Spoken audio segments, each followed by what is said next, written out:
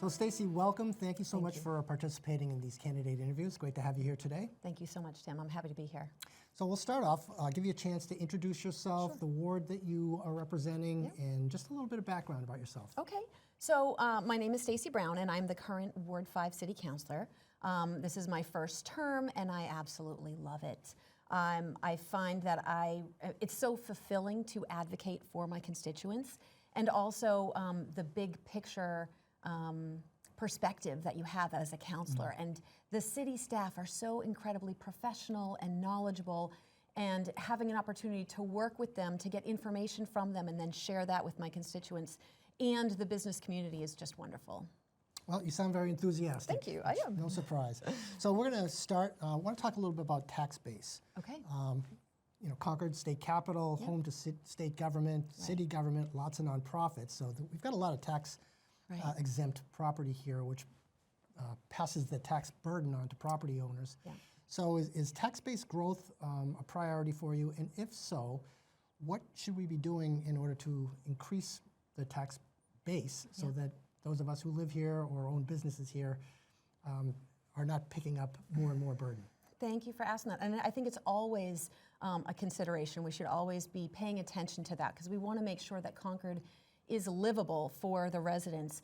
But our property taxes are only about a third of our budget. So user fees, interest, those things also feed into the budget. So we can also look at increasing the rates for non-Concord or for non-residents who are using municipal services. So we can increase those rates to offset some of the high property taxes. We can also increase the foot traffic. I know COVID really impacted our businesses hard, and that impacted our taxes. So if we can increase the foot traffic, drawing people into Concord, these businesses will thrive, people are drawn to Concord. So I think, you know, there's a lot of creative ways that we can do this, in addition to looking at commercial, drawing in commercial industries. Okay, thank you. I'm going to move on to another subject that's very important, at least in my opinion, talking about housing and the lack thereof in Concord. So Right. we are, and we're not unique in New Hampshire or even New England. There's a chronic lack of housing that's having an impact on employers trying to attract workers, on young people that want to move here that just can't do it because there's no inventory or the cost of housing is so out of touch with reality. There has been talk about changing some of the zoning to increase density, which will impact some of the costs, but you know, the cost of construction now is really what's driving this. So what might we do differently in order to facilitate the increase in the housing stock? Well, because I'm a current counselor, I can tell you, I know that there are 3,016 units in development right now. And what we need to do is they're being developed all around the city at different stages. We really need to look at the connectivity of these units to our municipal resources. So to businesses, to daycare, to schools, stores, shopping, entertainment. So when we have these units, employers, let's say Concord Hospital, which is one of the largest employers, they may hire somebody who doesn't have a vehicle. We want to make sure that they have a means to get to the hospital, whether they have a vehicle or not, whether that's safe bike lanes, public transportation. So I don't believe that we need to relax zoning. What I think we need to do is we need to update our master plan. Our master plan is outdated. It was last done in 2008. So zoning follows a master plan, and the master plan is our blueprint. And with a new city council coming on board, at least 4 new people, we can really prioritize what's important to us, and we can address issues like homelessness can be a priority, connectivity, sustainability, and once we establish those as our priorities, then we can adjust our zoning to meet those goals. So we do have an outdated master plan that can't be argued, but we also have concurrently new zoning being proposed. Is that putting the cart before the horse in your opinion? Yes, exactly. It is exactly. And I know there was a suggestion, should we relax zoning? I think we really need to sit down and, make the master plan. We need to do that. We have to put the master plan first. We have to make that a priority. We can't just keep going with the cart before the horse. Okay, fair enough. This next question is related to housing, and it talks about the homeless issue in Concord. We've got some good groups out there that have been working to address the issue, the Concord Coalition to End Homelessness.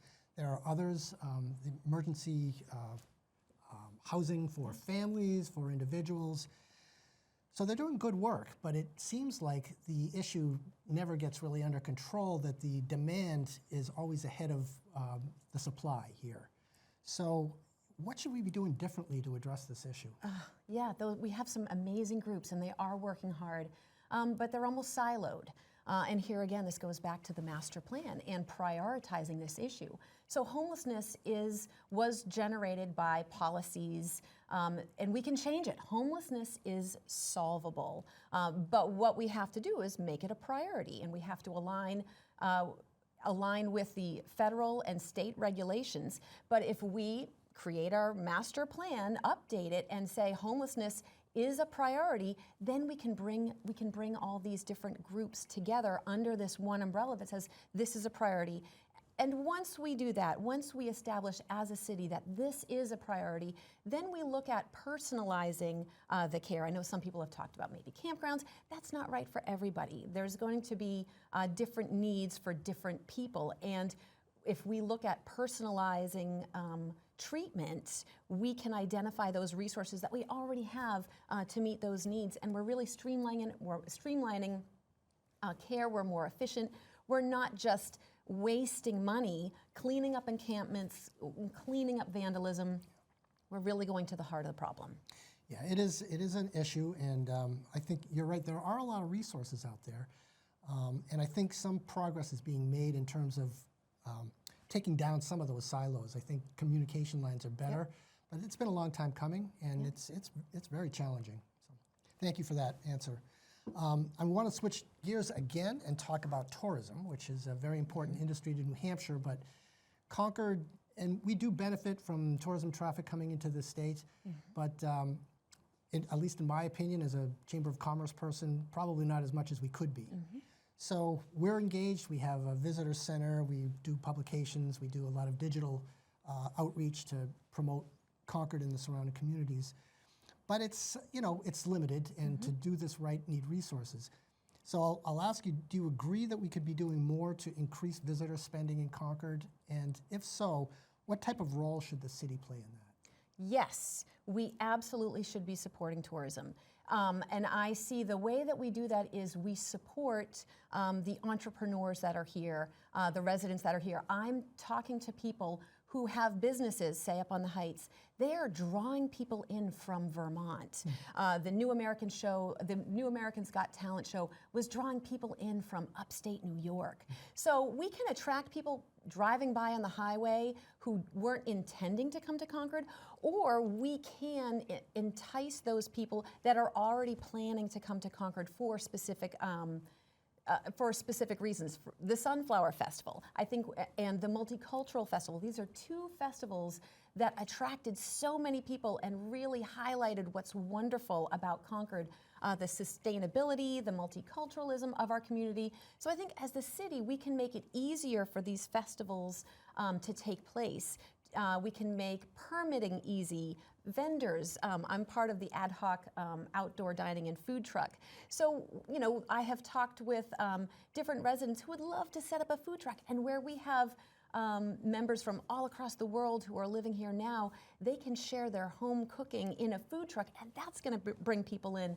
When you're driving on the highway, we have an opportunity as a city to create a 3-mile loop, half along the river, half on Main Street. If we build the boardwalk connecting the Sunflower Fields to Terrell Park, people who are driving north, when they hit exit 13, they'll see people walking, biking, enjoying across the river, and they have an opportunity to pull off on exit 14. Coming from the south, if you are passing by exit 14, you can look and see people enjoying the city, enjoying the sunflowers, the walking, Everett Arena. You have an opportunity to pull off at exit 13. So we have an opportunity to hit people going and coming, people who are drawn to specific festivals, and smaller food carts.